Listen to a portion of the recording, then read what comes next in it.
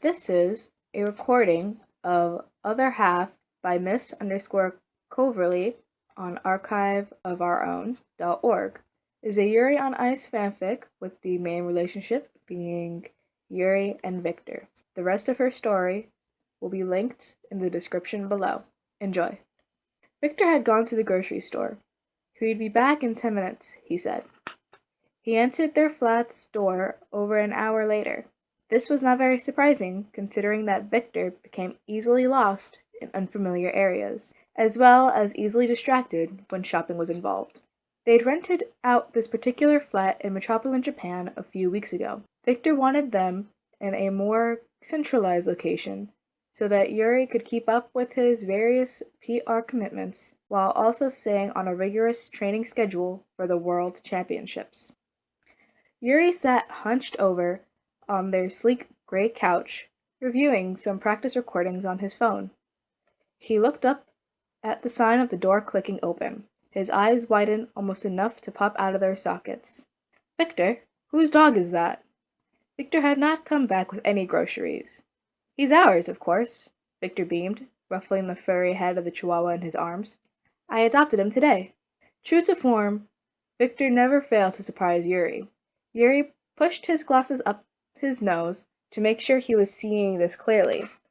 They hadn't had any discussions recently about getting another dog. Yuri wondered if this had been a spur-of-the-moment decision, or if Victor was simply being predictably unpredictable, as always. Victor was now sprawled out on his back, limbs outstretched on the carpet. Their new pet tumbled around on top of Victor, licking his face, hands, everything in sight. His fur was all black, except for the splotch of white on his face. Yuri suppressed a huge giggle when the puppy started pawing at Victor's platinum fringe with oversized paws.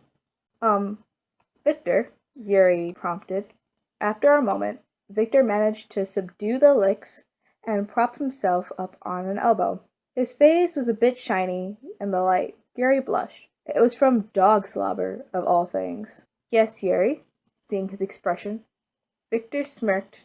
Then he rubbed the sleeve across his face, because even though he liked to see Yuri blush, his face now felt disgusting. "Well, why exactly did you think we needed another dog?" Victor smiled blissfully. "You can never have too many dogs."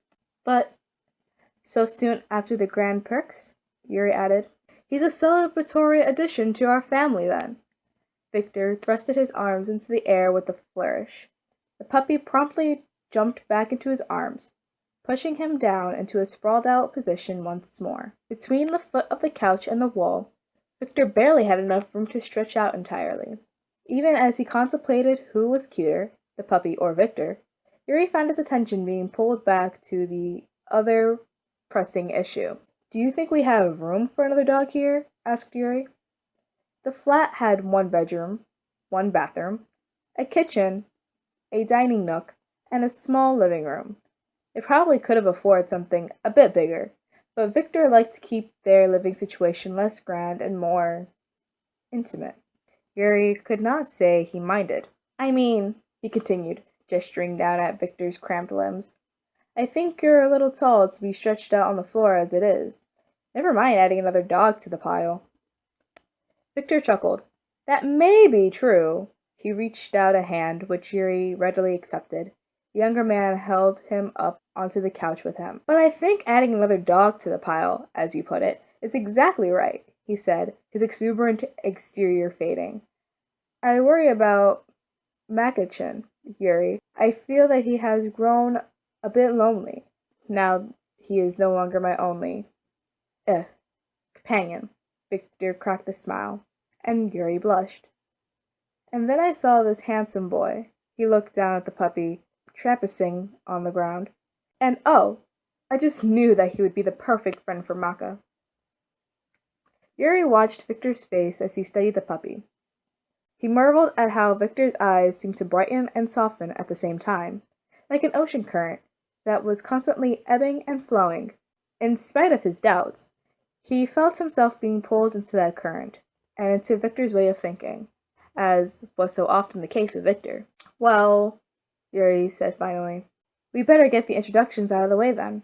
Victor's smile was wide enough to dimple his cheeks. In hindsight, Victor probably could have coaxed Makachin into the living room without carrying him, but since Yuri had stood up and scooped the puppy into his arms, Victor felt that it was best to mirror this posture. The puppy had taken to Yuri quickly enough. He nestled into the man's arms, burrowing around for warmth. He kept his white face hidden, his body blending right in with Yuri's black jacket. The puppy's carefree demeanor immediately changed, however, at the sound of clumsy footfalls entering the room.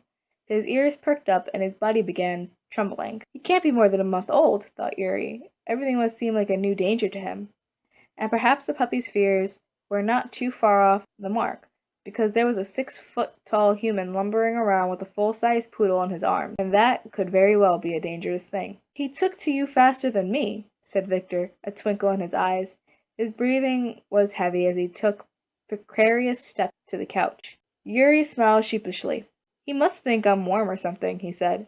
"I do think he likes being closer to the ground, though," he added, hoping that Victor would take the hint. Victor laughed. "You might be right, Yuri," he admitted. "You've always had more stamina than me. You haven't even broken a sweat holding the puppy all this time." Yuri smiled.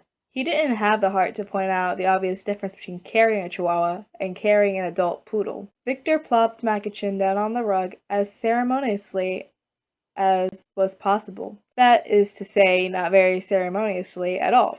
Yuri set their puppy down with a bit more care. Then the two men stepped back from the carpet.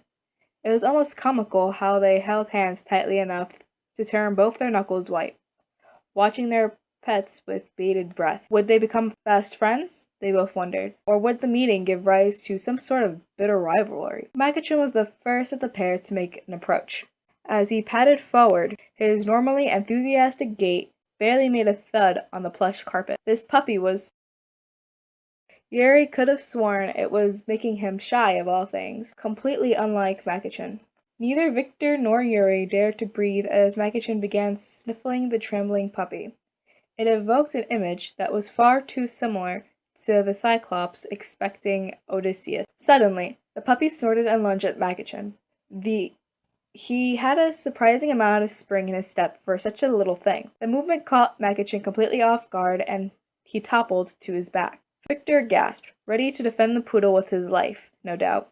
But Yuri grabbed him by the arm before he could intervene. "Wait, Victor, look!" The puppy had attacked Makachin, but to the men's great relief, the weapon of choice was none other than covering the poodle with licks. Makachin wasn't bothered at all by the puppy's antics.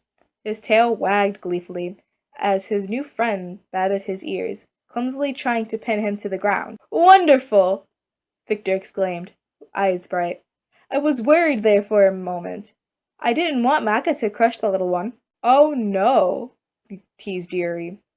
"I think Makachin is the one who'll have to watch his back when they're playing." The crease between Victor's eyebrows faded as he watched the dogs. "It's a bit peculiar," he said, running a hand through his hair. "I must admit, I didn't think them to befriend each other so quickly. They're as different as can be, and yet they just fit together, like it's nothing." "Well, different people can make something perfect," Yuri said, smiling. "Don't you think?" Victor looked at him. "You are so right, Yuri," he chuckled. Victor's arm was around Yuri as they sat on the couch. The two dogs had quickly worn each other out with their rough housing. Makachin lay sleeping on the carpet, fur and limbs sprawled out in every direction. The puppy had cuddled up next to him. He seemed to be using the bigger dog as his own personal pillow. "What do you think we should call him?" asked Yuri. Victor didn't miss a beat. "Yuri," he said, smiling. "Pulaski or Katsuki?" Yuri teased back, even as a blush crept on his neck. They were smiling for a moment, and the only sound in the room was of the snoring dogs. "Why?" Yuri asked eventually, pulling at his sleeve. Perhaps he already knew the answer. Victor glanced at a frame hanging on the wall. A picture of a poodle, little smaller than Makachin. He was overflowing with fluffy brown fur. The inscription on the bottom of the frame read, "Rest in peace, Big-chan." "Nothing can be complete without its other half," he replied, slipping a hand into Yuri's. Before Victor even had a chance to blink, Yuri had cupped Victor's face with his free hand and caught him in a kiss. Sun peeked through the blinds of the flat's window, dappling the two men, as well as their two dogs, with golden specks of unexpected light. The end. That was my reading of The Other Half by Miss Cloverly. You can find her on Tumblr or Archive of Our Own. Either way, the link for this story will be in the description below. If you have a story that you would like me to read, please leave the link in the comments below. Hopefully I'll be able to read as many as I can for those of you who like to listen to books rather than reading them yourself. Bye!